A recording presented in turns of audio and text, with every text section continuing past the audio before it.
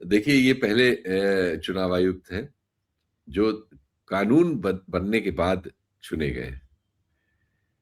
कानून ऐसा कमाल का बनाया है कि इनके चुने जाने के अभी इनको चुने हुए बहुत कम अरसा हुआ है, लेकिन इस अरसे में ही लगभग हर विपक्षी पार्टी जो राज्यों में सत्ता में है, इनके विरुद्ध सुप्रीम कोर्ट में पहुंची हुई।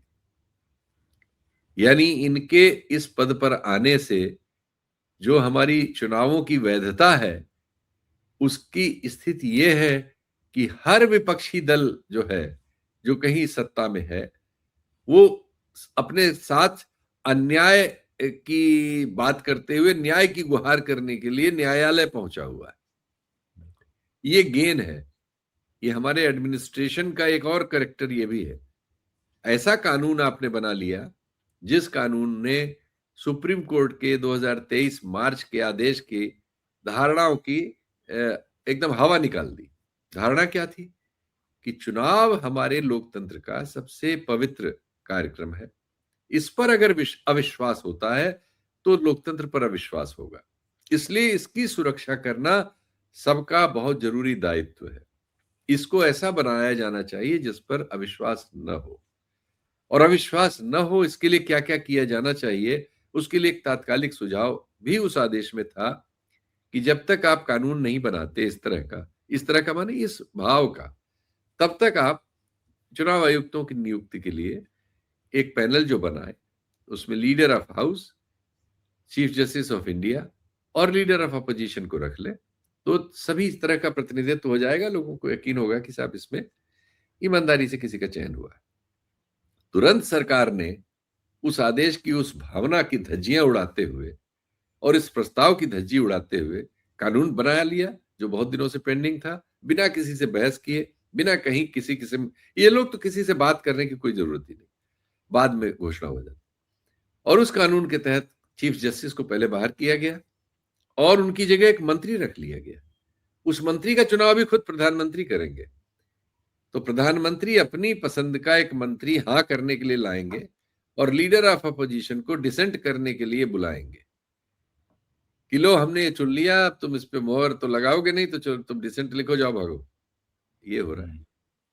नतीजा ये है कि वो चुनाव आयुक्त जो बैठे हुए हैं, उनकी बेटी को एक अच्छी पोस्टिंग दे दी गई है, कैडर चेंज कर दिया गया है, उसका स्टेट कैडर स्टेट चेंज कर दिया गया है, और वो बैठ के अपना सरकार, पहले होम मिनिस्ट्री में ही बैठते थे, वो बाद में कोऑपरेटिव मिनिस्ट्री में थे, जो सब अमित शाह जी को ही रिपोर्ट करते थे। अमित शाह जी ने उनको चुन दिया है और अमित शाह जी ही अब माना जा रहा है, सबके आरोप यही है कि वही उनको नियंत्रित करते हैं, उन्हीं को रिपोर्ट करते हैं। है वो चुनाव आयुक्त एक स्वायत्त शासी संस्था के प्रमुख।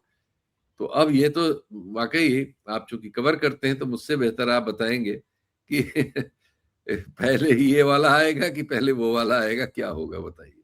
कोर्ट और पहले मैं फैसला करेगी कि ये। पर मैं ये मोरल ग्राउंड्स का नहीं बता पा रहा हूँ सर, ये आप ही बताना पड़ेगा। एक मोरल संकट खड़ा हो गया सर, जी नैतिक संकट ये आ गया कि ओम बिरला के खिलाफ रिमूवल का नोटिस आया तो ओम बिरला ने कुर्सी पर बैठना छोड़ दिया। ठीक। तो ऐसे ही करेंगे क्या ज्ञानेश कुमार भी?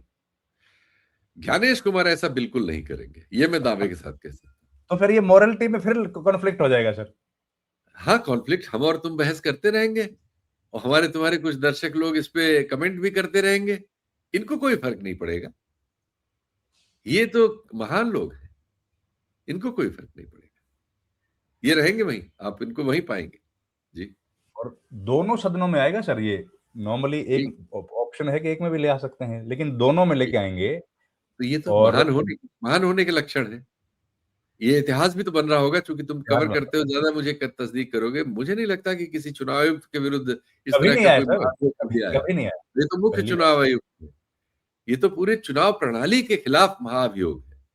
इससे अब बड़ा अविश्वास इस देश में क्या हो सकता है। तो सुप्रीम कोर्ट के उस आदेश की धज्जियां उड़ गई हैं, लेकिन सुप्रीम कोर्ट भी तो इस दौर का इतना महान है कि वो अपनी धज्जियां उड़वाने में ही उसको आनंद आ रहा है।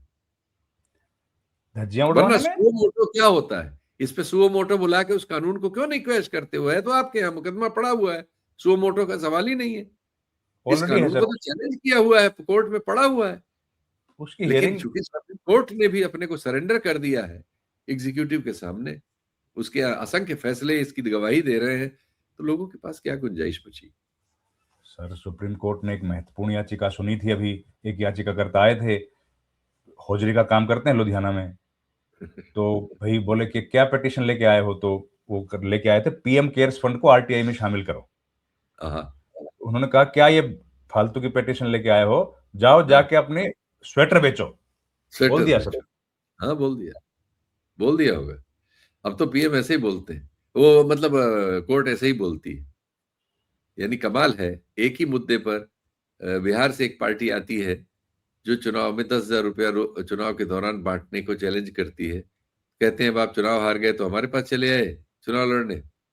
और उसी संबंधित मामले पर तमिलनाडु से एक याचिका आती है, तो उस पे भारी कोर्ट जो है एकदम बिल्कुल अलग हो जाता है।